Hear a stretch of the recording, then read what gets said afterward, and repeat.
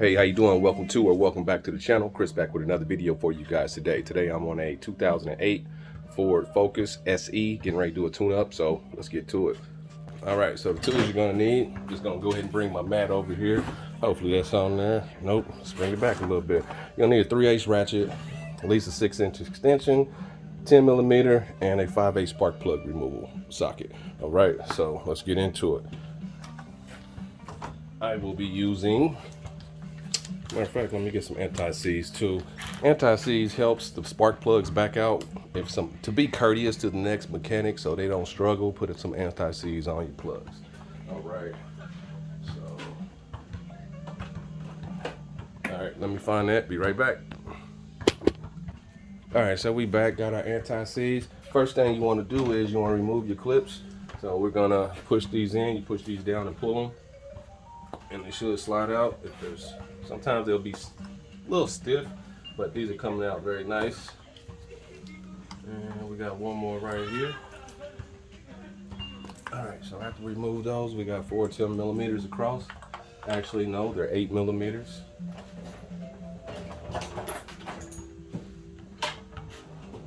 So let's bump down to the 8s and verify. Always verify. So we got an 8.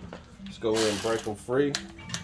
We're not using the standard 3/8 ratchet, but we're gonna proceed and get this job done. So you want to break them all free, like I'm doing. You might hear it snap a little bit like that. Let's go across. And when you're changing your spark plugs, you want to do it on a warm engine, not a hot engine, but a warm engine, so they'll break free easier. Because if you do it on the cold engine, sometimes you'll break your plug, and that's a problem.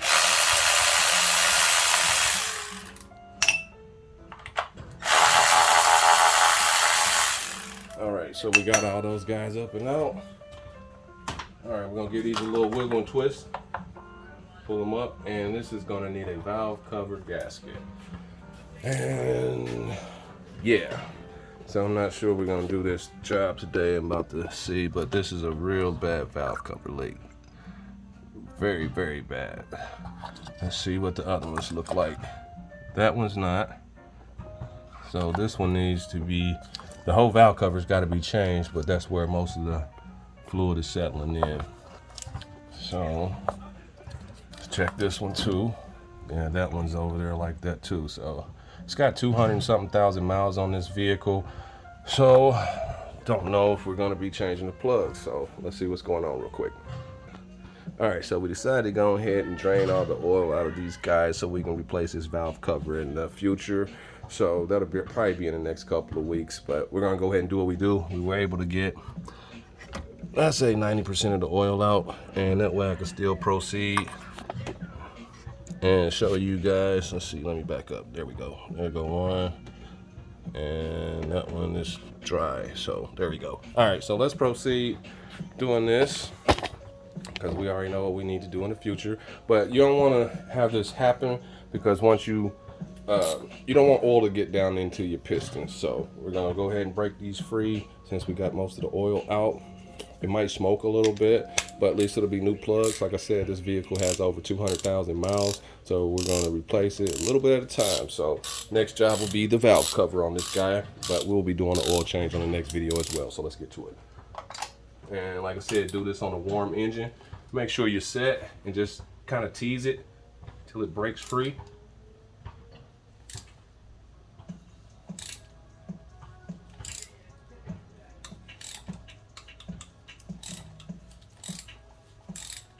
And these have been in here for a long time. Let's get this one on there. Is this one loose? We have a loose plug. I haven't even done anything, so that'll make hesitation happen as well. So since this is a loose plug, I just want to show you, well, you've probably seen on the video that I didn't use my ratchet on this guy, but I'm gonna back it all the way out, and we have a loose plug. So this was hand tight only, just by spinning it. So got this one out. Just sit it to the side, and let's just, rule of thumb is to break them all free. Get them all to break free. This one's hand tight as well. Man, people must have replaced these and didn't do it right. Should not be hand tight. And that'll also make, if you got a valve cover leak, it'll make oil leak down into your plugs because they're hand tight. See? And that's a dry one versus the other one that's wet. It's not really that wet, but you can see the difference. So that's how you know you need a valve cover if your plugs are wet. All right, so that's 2 out of there. And hopefully this one is tight. And that one's regular. Great. But it's got to come out. Like I said, tease it a little bit. And take your time. It's coming out as long as you take your time. You don't want to mess nothing up. Some of them are stiff, some of them come out smoother. This one's a little stiff. It's been in there for over 200,000. So now it's starting to break freer. So we got 2 out already. We'll go ahead and back this guy out. This one should be able to turn by hand. Not quite.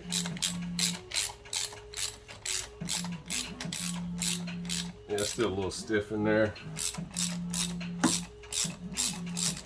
All right, so he's broke free. Grab another rag. And sometimes they don't come out with the thing with the socket removal, so you might have to use a spark plug. I mean a magnet. Still in there a little bit. It might come out now. Yep, and it did. And that's what's dripping a little bit. So definitely got to replace that. We already know that. And let's proceed. That's 3, got 1 more. Nope, let's keep cranking that guy.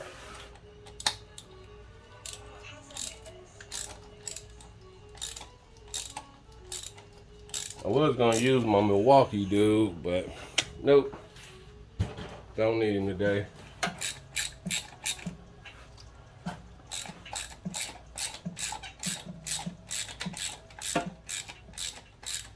Don't need him today. But yeah, you want to replace all 4. Put a little anti-seize on it, yeah. So it's got oil on it. See if that'll focus, but the tip is dry. So as long as the tip's dry, you're good, but definitely replace your valve cover.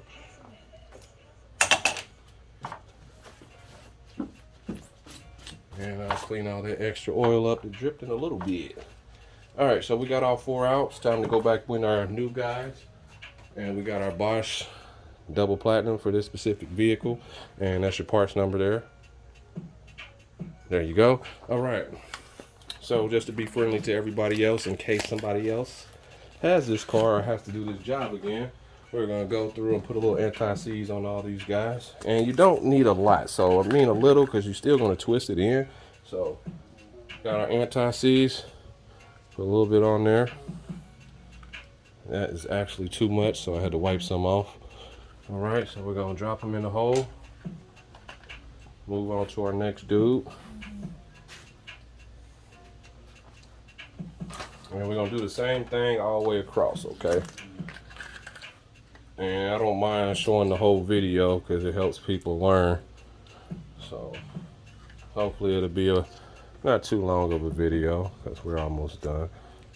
A little anti-seize, drop that one in. Go to our next guy. Same thing. Might need a little extra. Just on the threads, don't hit your tip. And we got 1 more to do and then we're done, and go ahead and start tightening everything back up.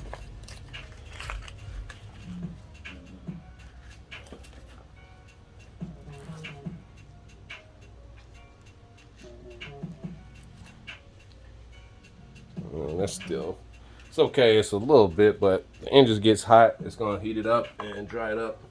But as long as you don't glob it, so just don't glob it. Glob it. And we're gonna hand tighten these as much as we can. And you definitely don't want to over tighten them. You want to tighten them in a 1/4 turn. I wouldn't suggest you use a torque wrench, even though it has a torque spec, just because you might break it. Some torque wrenches don't read correctly. So tighten a 1/4 turn. So I'm hand tightening these all the way down as much as I can. Sometimes you can't do it that way.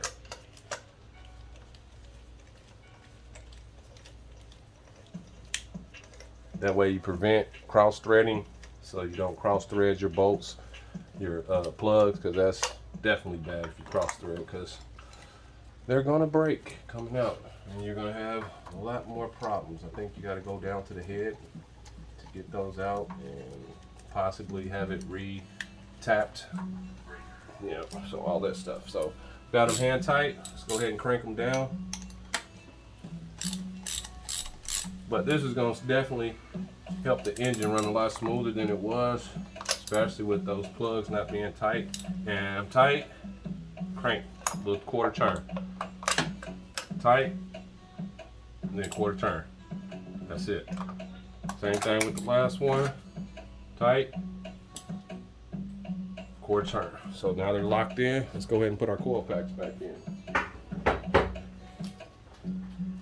All right, got all those free from oil. Cleaned all that off, nice and crispy. Got one there, one here, one here, and we got one here. All right, now we got those in. You can go ahead and connect them back, or you can do that last, but I like to connect them just to keep them out the way so you don't mash one on accident or anything. All right, and let's drop these guys in. And you want to feel it bite. If you feel it not going right, back up immediately, because you don't want to cross thread these either. Basically any screw, you don't want to cross thread. So get a few twists on there. Right, you get a few twists, and you're good to go with your ratchet. And I'm going to use my variable speed ratchet just to process this and proceed a little faster. Always check your wrench righty tighty lefty loosey so you don't mess up anything. I recommend you push your coil down some just to hold it in place.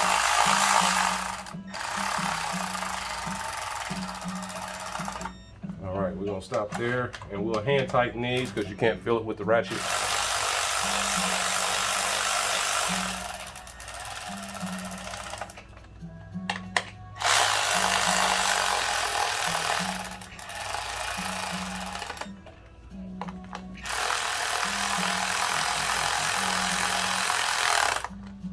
Alright, I'm going to switch back to my standard ratchet. Only reason why, because that's got a nice hefty bulk on it, and you might over tighten it because this has more weight than this. So let's just make sure.